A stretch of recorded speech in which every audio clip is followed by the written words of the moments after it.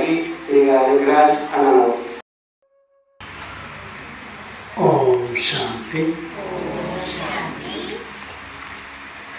ನಾವೆಲ್ಲ ಆತ್ಮರ ತಂದೆ ಸ್ವಯಂ ಪರಂಪಿತ ಶಿವ ಪರಮಾತ್ಮನನ್ನು ಧ್ಯಾನಿಸುತ್ತಾ ಪ್ರಜಾಪಿತ ಬ್ರಹ್ಮ ಜಗದಂಬಾ ಸರಸ್ವತಿ ಮಮ್ಮಾರವರನ್ನು ಸ್ಮೃತಿ ಮಾಡುತ್ತಾ ಜಗತ್ತಿನ ಎಲ್ಲ ದೇವಾತ್ಮರನ್ನು, ಧರ್ಮಾತ್ಮರನ್ನು, ಮಹಾತ್ಮರನ್ನು, ಎಲ್ಲ ಬಸವಾದಿ ಶರಣರನ್ನು ಸ್ಮರಿಸುತ್ತಾ ಈ ಒಂದು ಮಹಾಶಿವರಾತ್ರಿಯ ವಿಶೇಷವಾದ ಸಂದರ್ಭದ 5ನೇ ದಿನದ ಶರಣರ ಕಂಡ ಶಿವ, ಇದನ್ನು ಕೇಳಲಿಕ್ಕೆ ಭಾಳ ಖುಷಿಯಾಗುತ್ತೆ. ಈ ಶಬ್ದದಲ್ಲಿ ಅದೇನು ಜಾದು ತುಂಬಿಸಿದರೋ ರಾಜ ಋಷಿ ಅನ್ನೋರು ಗೊತ್ತಿಲ್ಲ. ಇದು ಒಂದು ಪ್ರವಚನದ ಅಡಿಯಲ್ಲಿ ಕೋಟಿ ಆತ್ಮರು ಇವತ್ತು ಪರಮಾತ್ಮನನ್ನು ಕಂಡು ಮುಕ್ತರಾಗ್ತಾ ಇದ್ದಾರೆ ಅಂತಂದ್ರೆ ಮೊಟ್ಟ ಮೊದಲನೇದಾಗಿ ಅವರಿಗೂ ಕೂಡ ಒಂದು ಸಲ ಜೋರಾಗಿ ಚಪ್ಪಾಳೆಯನ್ನು ಮಾಡ್ತಾರೆ.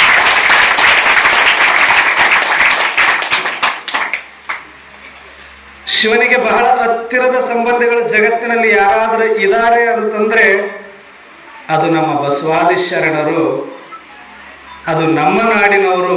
ನಾವು ಕರ್ನಾಟಕದವರು ಹತ್ರ ಇದ್ದಷ್ಟು ಸಂಬಂಧಿಗಳು ಇನ್ಯಾರೂ ಜಗತ್ತಿನಲ್ಲಿ ಪರಮಾತ್ಮ ಶಿವನಿಗಿರಲಿಕ್ಕೆ ಸಾಧ್ಯ ಇಲ್ಲ ಅನ್ನೋದನ್ನ ಶರಣರು ಜಗತ್ತಿಗೆ ಸಾರಿ ಹೋದಂಥ ನಾಡಿನಲ್ಲಿ ಈ ಮಹಾಶಿವರಾತ್ರಿಯ ಅಂಗವಾಗಿ ಶರಣರು ಕಂಡ ಶಿವ ಎನ್ನುವ 5ನೇ ದಿನದ ಈ ಒಂದು ಪ್ರವಚನಕ್ಕೆ ಇದು ಒಂದು ಅನುಭವ ಮಂಟಪದ ಥರ ನನಗೆ ಕಾಣಿಸ್ತಾ ಇತ್ತು ಬಂದಾಗಿನಿಂದ. ತಾವೆಲ್ಲರೂ ಎಲ್ಲಿ ಕೂತಿದ್ದೀರಿ ಈಗ? ಅವತ್ತು ಇರಲಿಲ್ಲ ಅಂತ ಯಾರಿಗೆಲ್ಲ ಬೇಜಾರಿತ್ತು? ಬಸವಣ್ಣನವ್ರ ಕಾಲದಲ್ಲಿ ನಾನು ಇರಬೇಕಾಗಿತ್ತು ಅಂತ ಯಾರಿಗಾದರೂ ಬೇಜಾರಿತ್ತು ತಾನೆ ಸ್ವಲ್ಪ ಆದ್ರೂ? ಆದರೆ ಇವತ್ತು ನಮಗೆ ಯಾರಿಗೂ ಕೂಡ ಬೇಜಾರು ಪಡುವಂಥ ಅವಶ್ಯಕತೆ ಇಲ್ಲ. ನಿಜಕ್ಕೂ ಕೂಡ ಇದು ಒಂದು ಅನುಭವ ಮಂಟಪವಾಗಿ ಮಾರ್ಪಾಟಾಗಿದೆ. ತಾವೆಲ್ಲರೂ ಕೂಡ ಅವತ್ತಿನ ಶರಣೆಯರೇ ಆಗಿದ್ರಿ. ಹಾಗಾಗಿ ಇವತ್ತು ಮತ್ತೆ ನಾವು ಸೇರಿದ್ದೀವಿ. ವೇದಿಕೆ ಮೇಲೆ ಎಲ್ಲರೂ ಕೂಡ ಇದ್ದರು, ಆದರೆ ಒಬ್ಬ ಅಲ್ಲಮ ಪ್ರಭುಗಳು ಮಾತ್ರ ಇರಲಿಲ್ಲ. ಆ ಅಲ್ಲಮ ಪ್ರಭುವಿನ ಸ್ವರೂಪದಲ್ಲಿ ಗುರುಶಾಂತ ಶಿವಾಚಾರ್ಯರು ಆಗಮಿಸಿ ಈ ವೇದಿಕೆಗೆ ಒಂದು ಕಳೆಯನ್ನು ಕೊಟ್ಟಿದ್ದಾರೆ. ಹಾಗಾಗಿ ಮೊಟ್ಟ ಮೊದಲನೇದಾಗಿ ಆ ಗುರುಶಾಂತ ಶಿವಾಚಾರ್ಯರ ಮಂದಿರಕ್ಕೂ ಶರಣು ಶರಣಾರ್ಥಿಗಳನ್ನು ಸಲ್ಲಿಸ್ತಾ ಈ ಒಂದು ವೇದಿಕೆ ಬಲಭಾಗದಲ್ಲಿ ಶರಣೆಯರೇನು ಕಡಿಮೆ ಇರಲಿಲ್ಲ. ಅನುಭವ ಮಂಟಪದಲ್ಲಿ ಏನು ಕಡಿಮೆ ಇದ್ರ? ಎಷ್ಟು ಸ್ಥಾನ ಶರಣರಿಗಿತ್ತು, ಶರಣೆಯರಿಗೂ ಕೂಡ ಅಷ್ಟೇ ಸ್ಥಾನ ಇತ್ತು. ಹಾಗಾಗಿ ಈ ಅನುಭವ ಮಂಟಪದ ಒಳಗಡೆ ನೋಡಿದರೆ ಶರಣೆಯರದ್ದೇ ದರ್ಬಾರ್ ಇದ್ದಂಗಿದೆ. ಅಲ್ಲಿ ಒಬ್ಬ ಅಕ್ಕ ಮಹಾದೇವಿ, ಆದರೆ ಪರಮಾತ್ಮ ಇಲ್ಲಿ ಇಷ್ಟೆಲ್ಲ ಅಕ್ಕ ಮಹಾದೇವಿಯರನ್ನ ರೆಡಿ ಮಾಡಿದರೆ. ಅದರಲ್ಲೂ ಅಕ್ಕವರು ಕೂಡ ತಮ್ಮ ವಾಕ್ಚಾತುರ್ಯದಿಂದ ನನಗೆ ನಿಜಕ್ಕೂ ಕೂಡ ನಾನು ಚಿಕ್ಕವನಿದ್ದಾಗ ಒಂದು ಸಿದ್ಧಾರೂಢ ಮಠದಲ್ಲಿ ಬೆಳೆದಿದ್ದೆ. ನಿಜಾನಂದ ಮಹಾಸ್ವಾಮಿಗಳ ಶಿವಪುತ್ರಪ್ಪ ಅವರು ಶಿಷ್ಯರವರು, ಸಿದ್ಧಾರೂಢರ ಶಿಷ್ಯರು ಶಿವಪುತ್ರಪ್ಪ ಅವರು ಶಿಷ್ಯರು ನಿಜಾನಂದ ಸ್ವಾಮಿಗಳು. ಅವರು ಮರಿ ಶಿಷ್ಯರಾಗಿ ನಾವಲ್ಲಿ 2 ವರ್ಷ ಸೇವೆ ಮಾಡುವ ಅವಕಾಶ. ಆ ಸಮಯದಲ್ಲಿ ನಿಜಗುಣರ ಕೈವಲ್ಯ ಪದ್ಧತಿಯ ಅಧ್ಯಯನ ಮತ್ತು ಒಂದಷ್ಟು ಅದರ ಬಗ್ಗೆ ಚಿಂತನೆ ಮಾಡುವ ಸದಾವಕಾಶ ಸಿಕ್ಕಿತ್ತು. ವಿಜಯಪುರದ ಯೋಗೇಶ್ವರಿ ಮಾತಾಜಿ ಅವರನ್ನೇ ಮತ್ತೊಮ್ಮೆ ನಾನು ನೋಡ್ದಂಗಾಯಿತು. ಅಷ್ಟು ಚೆನ್ನಾಗಿ ತಮ್ಮ ವಾಕ್ಚಾತುರ್ಯವನ್ನು ತೋರಿಸಿದರು. ಮತ್ತು ಎಲ್ಲ ಮಾತೆಯರಿಗೂ ಹಾಗೂ ವೇದಿಕೆ ಮೇಲೆ ಇರುವಂಥ ಈ ಗ್ರಾಮದ ಹಿರಿಯ ಎಲ್ಲರಿಗೂ ಕೂಡ ಗುರುಸ್ಥಾನದಲ್ಲಿರುವಂಥ ಗುರುಗಳಿಗೂ ಮತ್ತು ಪ್ರಿನ್ಸಿಪಾಲರಿಗೂ ಮತ್ತು ಸಮಾಜ ಸೇವಕರಿಗೂ ಮತ್ತು ವೇದಿಕೆಯಲ್ಲಿರುವಂಥ ಎಲ್ಲ ನನ್ನ ಸಹೋದರಾತ್ಮರಿಗೂ ಹಾಗೂ ಈ ಒಂದು ಕಾರ್ಯಕ್ರಮದಲ್ಲಿ ಭಾಗವಹಿಸಿರುವ ಪ್ರತ್ಯಕ್ಷವಾಗಿ ಮತ್ತು ಪರೋಕ್ಷವಾಗಿ ಈ ಒಂದು ಸಂದರ್ಭದಲ್ಲಿ ಸಾಕ್ಷಿಯಾಗಿರುವ ಎಲ್ಲ ನನ್ನ ಶಿವಸಂತಾನರಿಗೂ ಶರಣು ಶರಣಾರ್ಥಿಗಳು. ವಿಶೇಷವಾಗಿ ಈ ಮಹಾಶಿವರಾತ್ರಿ ಎಲ್ಲರಿಗೂ ಕೂಡ ಒಂದು ದೊಡ್ಡ ಹಬ್ಬದ ಹಾಗೆ. ಯಾಕಂದರೆ ಶರಣರು ಕಂಡ ಶಿವ, ಜಗತ್ತಿನಲ್ಲಿ ಶಿವನ ಬಗ್ಗೆ ಸಾಕಷ್ಟು ಮಹಿಮೆ ಇದೆ. ಶಿವನ ಹೊರತು ಮತ್ತಾವ ದೇವನಿಲ್ಲ ಎನ್ನುವ ಸತ್ಯ ಎಲ್ಲ ಧರ್ಮದವರಿಗೂ ಕೂಡ ಗೊತ್ತಾಗಿದೆ. ಜಗತ್ತಿನಲ್ಲಿ ಅನೇಕ ದೇವಾತ್ಮರು ಬಂದರು. ಶ್ರೀರಾಮನಂತ ರಾಮ ಬಂದ, ಶ್ರೀಕೃಷ್ಣನಂತ ಕೃಷ್ಣ ಬಂದು ಹೋದರು. ದೇವಾತ್ಮರಾದ ಮೇಲೆ ಅನೇಕ ಧರ್ಮಾತ್ಮರು ಬಂದರು. ಇಬ್ರಾಹಿಂ ಬಂದರು, ಅಲ್ಲಾ ನೂರ್ ಹೈ ಅಂತ ಹೇಳಿದರು. ಯೇಸು ಕ್ರಿಸ್ತರು ಬಂದರು, ಗಾಡ್ ಈಸ್ ಲೈಟ್ ಅಂತ ಹೇಳಿದರು. ನಾವೆಲ್ಲರೂ ಕೂಡ ಅಷ್ಟೊತ್ತಿಗಾಗಲೇ ಪರಂಜ್ಯೋತಿ ಶಿವ ಅಂತ ನಾವು ಪೂಜಿಸ್ತಾ ಇದ್ವಿ ಹಿಂದೂಗಳು. ಅಂದ್ರೆ ಎಲ್ಲಾ ಧರ್ಮದವರು ಕೂಡ ನೂರ್ ಅಂದ್ರು ಪ್ರಕಾಶನೆ, ಲೈಟ್ ಅಂದ್ರು ಪ್ರಕಾಶನೆ, ಪರಂಜ್ಯೋತಿ ಅಂದ್ರೂ ಆ ಪ್ರಕಾಶ ಸ್ವರೂಪನಾದ ಪರಮಾತ್ಮ ಶಿವ, ಆ ಒಬ್ಬ ಜಗದೀಶನ ಪರಿಚಯವನ್ನು ಕೊಡ್ಲಿಕ್ಕೆ ಅಷ್ಟೆಲ್ಲ ಧರ್ಮಾತ್ಮರು ಮತ್ತು ದೇವಾತ್ಮರು ಬರಬೇಕಾಯಿತು. ಈ ಸೃಷ್ಟಿ ನಾಟಕದಲ್ಲಿ ದೇವಾತ್ಮರ ಸಮಯ ಮುಗಿದ ಮೇಲೆ ಧರ್ಮಾತ್ಮರು, ಧರ್ಮಾತ್ಮರ ಸಮಯ ಮುಗಿದ ಮೇಲೆ ಮಹಾತ್ಮರು, ಮಹಾತ್ಮರ ಸಮಯ ಮುಗಿದ ಮೇಲೆ ಪುಣ್ಯಾತ್ಮರು, ಪುಣ್ಯಾತ್ಮರ ಸಮಯ ಮುಗಿದ ಮೇಲೆ ಪಾಪಾತ್ಮರು. ಈಗ ಯಾರ ಸಮಯ ಇದೆ ಅಂತ ಅನಿಸ್ತಾ ಇದೆ? ನಾವೆಲ್ಲ ಬಹಳ ಪುಣ್ಯವಂತರಣ್ಣವ್ರೆ, ಪುಣ್ಯಾತ್ಮರೇ ತುಂಬ್ಕೊಂಡ್ಬಿಟ್ಟಿದೀವಿ ಅಂತ ಯಾರಾದ್ರೂ ಒಬ್ಬರ ಕೈ ಎತ್ತೇಳಿ ನೋಡೋಣ. ಯಾರೊಬ್ಬರಿಗೂ ಸಾಧ್ಯ ಇಲ್ಲ. ಯಾಕಂದ್ರೆ ಇದು ಸಮಯದ ನಿಯಮ ಇದೆ. ಕಲಿಯುಗ ಅಂತಂದ್ರೆ ಸತ್ಯುಗದಿಂದ ಆರಂಭವಾಗಿರುವ ಈ ಸೃಷ್ಟಿ ನಾಟಕ ಸತೋ ರಜೋ ತಮೋದಲ್ಲಿ ಬರಲೇಬೇಕು. ಹೇಗೆ ಬೆಳಿಗ್ಗೆ ಆದಮೇಲೆ ಮಧ್ಯಾಹ್ನ ಆಗಿ ಸಾಯಂಕಾಲ ಆಗಿ ರಾತ್ರಿ ಆಗಲೇಬೇಕು, ಹಾಗೆ ಈ ಸೃಷ್ಟಿಯ ಚಕ್ರದ ಒಂದು ದಿನದಲ್ಲಿ ಸತ್ಯುಗ ಕಳೆದು ತ್ರೇತಾಯುಗ, ತ್ರೇತಾಯುಗ ಕಳೆದು ದ್ವಾಪರ ಯುಗ, ದ್ವಾಪರ ಕಳೆದು ಈ ಕಲಿಯುಗದ ಘೋರ ಅಂಧಕಾರದ ರಾತ್ರಿಯಲ್ಲಿ ನಾವಿದ್ದಾಗ ಈ ರಾತ್ರಿಯ ಕಗ್ಗತ್ತಲಿನಿಂದ ನಮ್ಮನ್ನು ಬೆಳಕಿಗೆ ತೆಗೆದುಕೊಂಡು ಹೋಗಲು ಆ ಶಿವಪರಮಾತ್ಮ ಈ ಧರೆಯಲ್ಲಿ ಅವತರಿಸಿರುವ ಕಾರಣ ಇವತ್ತಿಗೂ ಕೂಡ ನಾವು ಶಿವರಾತ್ರಿಯನ್ನು ಆಚರಣೆ ಮಾಡ್ತಾ ಇದ್ದೇವೆ, ಶಿವ ಜಯಂತಿಯನ್ನು ಆಚರಣೆ ಮಾಡ್ತಾ ಇದ್ದೇವೆ. ಜಯಂತಿ ಅಂತಂದ ತಕ್ಷಣವೇ ಮಹಾತ್ಮ ಗಾಂಧೀಜಿಯವರ ಜಯಂತಿಯನ್ನು ಮಾಡ್ತೇವೆ, ಸ್ವಾಮಿ ವಿವೇಕಾನಂದರ ಜಯಂತಿಯನ್ನು ಮಾಡ್ತೇವೆ, ಎಷ್ಟೊಂದು ಮಹಾತ್ಮರ ಜಯಂತಿಗಳನ್ನು ಆಚರಣೆ ಮಾಡ್ತೇವೆ. ಯಾಕೆ ಮಾಡ್ತೇವೆ ನಾವು? ಅವರು ಎಂದಾದ್ರೂ ಒಂದು ದಿನ ಈ ಭೂಮಿಯಲ್ಲಿ ಹುಟ್ಟಿದ್ರು ಅಥವಾ ಬಂದಿದ್ರು,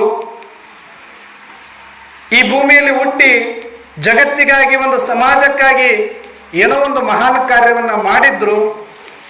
ಹಾಗಾಗಿ ಅವರ ಶರೀರ ಬಿಟ್ಟ ನಂತರವೂ ಕೂಡ ಇಂದಿನ ತನಕ ಅವರ ಜಯಂತಿಗಳನ್ನು, ಬಸವ ಜಯಂತಿಯನ್ನು ನಾವು ಆಚರಣೆ ಮಾಡ್ತಾ ಬರ್ತೀವಿ, ಶರಣರ ಜಯಂತಿಯನ್ನು ಆಚರಣೆ ಮಾಡ್ತೀವಿ, ಸತ್ಪುರುಷರ ಜಯಂತಿಯನ್ನು ಆಚರಣೆ ಮಾಡ್ತಾ ಇದ್ದೀವಿ.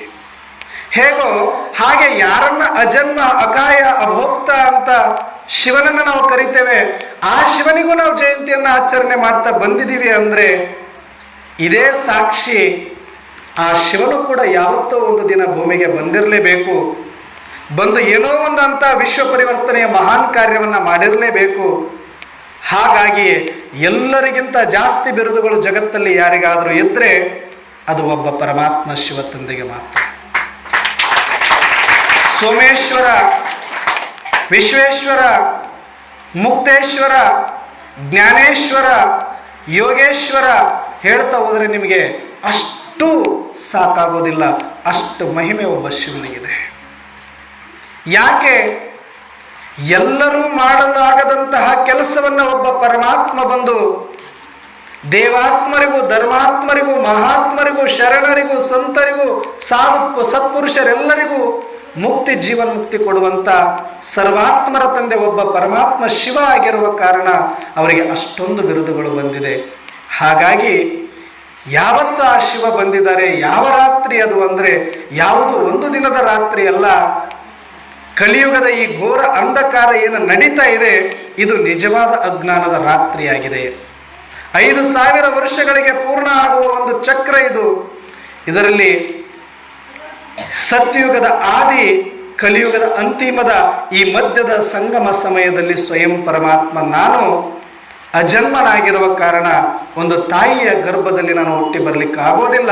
ಹಾಗಾಗಿ ಪ್ರಜಾಪಿತ ಬ್ರಹ್ಮನ ಶರೀರದಲ್ಲಿ ಪರಕಾಯ ಪ್ರವೇಶ ಮಾಡಿ ಪ್ರಜಾಪಿತ ಬ್ರಹ್ಮಕುಮಾರಿ ಈಶ್ವರನ ವಿಶ್ವವಿದ್ಯಾಲಯವನ್ನು ಸ್ಥಾಪಿಸಿ ಆ ಈಶ್ವರನ ವಿಶ್ವವಿದ್ಯಾಲಯದಲ್ಲಿ ಸ್ವಯಂ ಈಶ್ವರ ಶಿವನಾದ ನಾನೇ ಜಗತ್ತಿನ ಸರ್ವಾತ್ಮರ ಮುಕ್ತಿಗಾಗಿ ಇಲ್ಲಿ ಪಾಠವನ್ನು ಮಾಡ್ತೇನೆ. ಯಾರು ಈ ಈಶ್ವರನ ವಿಶ್ವವಿದ್ಯಾಲಯದಲ್ಲಿ ಬಂದು ಈ ಪಾಠವನ್ನು ಕೇಳಿರುವವರು ಏನಾಗಬೇಕು? ಡಾಕ್ಟರ್ ಯೂನಿವರ್ಸಿಟಿಯಲ್ಲಿ ಓದೋರು ಡಾಕ್ಟರ್ ಆಗ್ಬೋದು, ಲಾಯರ್ ಯೂನಿವರ್ಸಿಟಿಯಲ್ಲಿ ಓದೋರು ಲಾಯರ್ ಆಗ್ಬೋದು. ಹೇಗೋ ಈಶ್ವರನ ಯೂನಿವರ್ಸಿಟಿಯಲ್ಲಿ ಓದೋರು ದೇವಾತ್ಮರಾಗದೆ ಇನ್ನೇನಾಗಲಿಕ್ಕೆ ಸಾಧ್ಯ ಇದೆ? ಹಾಗಾಗಿ ಪ್ರತಿಯೊಬ್ಬರೂ ಕೂಡ ಯಾರೆಲ್ಲ ಬಂದು ನೀವು ಇಲ್ಲಿ ಕೇಳ್ತೀರಿ, ನೀವು ನರನಿಂದ ನಾರಾಯಣ, ನಾರಿಯಿಂದ ಶ್ರೀ ಲಕ್ಷ್ಮಿ ಆಗತ್ತೆ, ಮನೆ ಮಂದಿರವಾಗತ್ತೆ. ನೀವೇ ನಡೆದಾಡುವ ಚೈತನ್ಯ ದೇವಿ ದೇವಾತ್ಮರ ರಾಜ್ಯವನ್ನು ಸ್ಥಾಪನೆ ಮಾಡಲಿಕ್ಕೆ, ಆದಿ ಸನಾತನ ದೇವಿ ದೇವತಾ ಧರ್ಮವನ್ನು ಮತ್ತೆ ಪುನರುತ್ಥಾನ ಮಾಡಲಿಕ್ಕೆ ಈ ಜಗತ್ತಿನಲ್ಲಿ ಮತ್ತೆ ನಾನು ಅವತರಿತನಾಗಿದ್ದೇನೆ. ಅವತರಿತನಾಗಿ 86 ವರ್ಷಗಳಾಯಿತು. ಒಂದು ಸಲ ಸುಮ್ಮನೆ ಇಮ್ಯಾಜಿನ್ ಮಾಡ್ಕೊಳ್ಳಿ, ನಮ್ಮ ಶರಣರು ಬಂದು ಸಾವಿರಾರು ವರ್ಷಗಳಾಗುತ್ತವೆ. ಆದರೂ ಕೂಡ ಇವತ್ತಿಗೂ ಬೆಂಗಳೂರಲ್ಲಿ ಹೋಗಿ ಕೇಳಿದ್ರೆ ಅಕ್ಕಮಾದೇವಿ ಯಾರು ಅಂದರೆ ಯಾರು ಅವರು ಗೊತ್ತಿಲ್ಲ ಅಂತ ಹೇಳೋರು ಎಷ್ಟೋ ಜನ ಇದ್ದಾರೆ.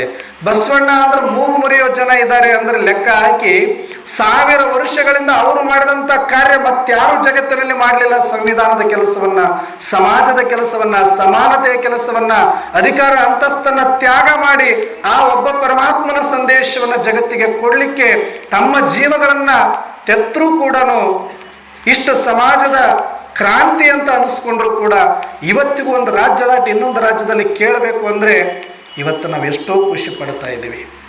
ಆದರೆ ಕೇವಲ 86 ವರ್ಷಗಳಲ್ಲಿ ಸ್ವತಂತ್ರ ಪೂರ್ವದಲ್ಲಿ ಈ ಭಾರತ ಮತ್ತು ಪಾಕಿಸ್ತಾನ ಒಂದಾದಾಗ ಪಾಕಿಸ್ತಾನದ ಸಿಂಧ್ ಹೈದರಾಬಾದಲ್ಲಿ ಪ್ರಜಾಪಿತ ಬ್ರಹ್ಮನ ಶರೀರದಲ್ಲಿ ಪರಕಾಯ ಪ್ರವೇಶನಾಗಿರುವ ಪರಮಾತ್ಮ ಸ್ವತಂತ್ರ ನಂತರದಲ್ಲಿ ರಾಜಸ್ಥಾನಕ್ಕೆ ಬಂದು ಅಲ್ಲಿ 14 ವರ್ಷಗಳ ಕಾಲ ಸುಮಾರು 300 ಕನ್ಯೆಯರಿಗೆ ರಾಜಯೋಗವನ್ನು ಕಲಿಸಿ ತಪಸ್ಸು ಮಾಡಿಸಿ ಆ ಬೆಟ್ಟದ ಮೇಲೆ, ನೀವು ಬೆಟ್ಟದ ಮೇಲಿಂದ ಹಿಮಗಿರಿಯಂತೆ ಗಂಗೆ ಹರಿದು ಬರುವಂತೆ ನೀವು ಜ್ಞಾನ ಗಂಗೆಯರಾಗಿ ಪ್ರತಿಯೊಬ್ಬರು ಹೋಗಿ ಅಂತ ಅಲ್ಲಿಂದ ಕಳಿಸಿ ಇವತ್ತಿಗೆ 140 ದೇಶಗಳಲ್ಲಿ ವಿಶ್ವವ್ಯಾಪಿಯಾಗಿ ಈ ಶಿವನ ಜ್ಞಾನ ಗಂಗೆಯಾಗಿ ಹರಿತಾ ಇದ್ದಾಳೆ ಅಂತಂದ್ರೆ ಇದು ಒಬ್ಬ ಪರಮಾತ್ಮನ ಕಾರ್ಯ ಅಲ್ಲದೆ ಮತ್ತಾರು ಮಾಡಿಸ್ಲಿಕ್ಕೆ ಸಾಧ್ಯ ಇಲ್ಲ. ಇಷ್ಟರಲ್ಲೇ ನಮಗೆ ಗೊತ್ತಾಗತ್ತೆ ಸಾವಿರಾರು ವರ್ಷಗಳಿಂದ ಒಂದು ರಾಜ್ಯದಿಂದ ಮತ್ತೊಂದು ರಾಜ್ಯಕ್ಕೆ ತೆಗೆದುಕೊಂಡು ಹೋಗೋದು ಒಂದು ಸಂದೇಶವನ್ನು ಎಷ್ಟು ಕಷ್ಟ ಇದೆ ಅಂತ ನಾವು ನೋಡ್ತಾ ಇದ್ದೇವೆ. ಆದರೆ ಕೇವಲ 86 ವರ್ಷಗಳಲ್ಲಿ ಒಬ್ಬ ನಿರಾಕಾರ ಪರಮಾತ್ಮನ ಒಂದು ಸಂದೇಶ ಜಗತ್ತಿನ ಸರ್ವಧರ್ಮದ ಆತ್ಮರಿಗೆ ಇವತ್ತು ಹೋಗ್ತಾ ಇದೆ. ಗ್ರಾಮ ಗ್ರಾಮಗಳಲ್ಲಿ, ತಾಲೂಕುಗಳಲ್ಲಿ, ಜಿಲ್ಲಾಗಳಲ್ಲಿ, ರಾಜ್ಯಗಳಲ್ಲಿ, ಇವತ್ತು ದೇಶ ವಿದೇಶಗಳಲ್ಲಿ ಇವತ್ತು ಇಡೀ ಜಗತ್ತನ್ನೇ ಒಂದು ಸಲ ತಿರುಗಿ ನೋಡುವಂತೆ ಮಾಡಿದೆ ಅಂತಂದ್ರೆ ಇಷ್ಟೇ ಸಾಕ್ಷಿ ಸಾಕಲ್ವ ಪರಮಾತ್ಮ ಬಂದಿದ್ದಾನೆ ಅಂತ ಹೇಳಲಿಕ್ಕೆ. ಇನ್ನೇನಾದರೂ ಬೇಕಿದೆಯಾ?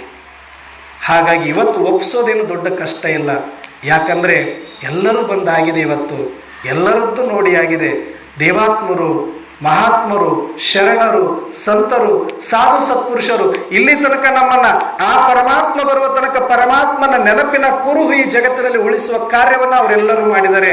ಹಾಗಾಗಿ ಇವತ್ತು ಶಿವ ಬಂದಾಗ ಶಿವನನ್ನ ಗುರುತಿಸ್ಲಿಕ್ಕೆ, ಒಪ್ಪಿಸ್ಲಿಕ್ಕೆ ಅವರೆಲ್ಲರೂ ಕೂಡ ಪರಿಶ್ರಮ ಪಟ್ಟಿದ್ದಾರೆ. ಹಾಗಾಗಿ ಆ ಎಲ್ಲ ಧರ್ಮಾತ್ಮರಿಗೂ, ಮಹಾತ್ಮರಿಗೂ, ಶರಣರಿಗೂ, ಸಂತರಿಗೂ, ಸಾಧು ಸತ್ಪುರುಷರಿಗೂ ಒಂದ್ಸಲಿ ಜೋರಾಗಿ ಚಪ್ಪಾಳೆ ಹಾಕಿ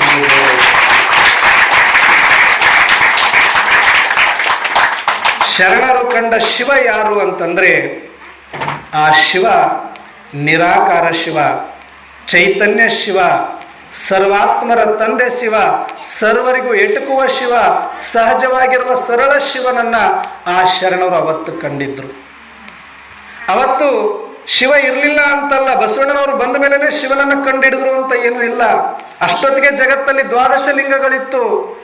ಅಷ್ಟೊತ್ತಿಗೆ ಬೇಕಾದಷ್ಟು ಗುಡಿ ಗೋಪುರಗಳಿತ್ತು, ಜಾತ್ರೆ ಉತ್ಸವಗಳು ನಡೀತಿತ್ತು. ಆದರೆ ಶಿವನನ್ನ ಒಂದು ಗೌರವಪೂರ್ಣಕವಾಗಿ ಜಗತ್ತಿನ ಒಂದು ಸ್ಥಾನದಲ್ಲಿಟ್ಟು ಒಂದು ಗುಂಡಾರಗಳನ್ನು ಕಟ್ಟಿ ಒಂದು ಸಂಪ್ರದಾಯ ಆಚರಣೆ ವಿಜೃಂಭಣೆಯಿಂದ ನಡೀತಾ ಇತ್ತು.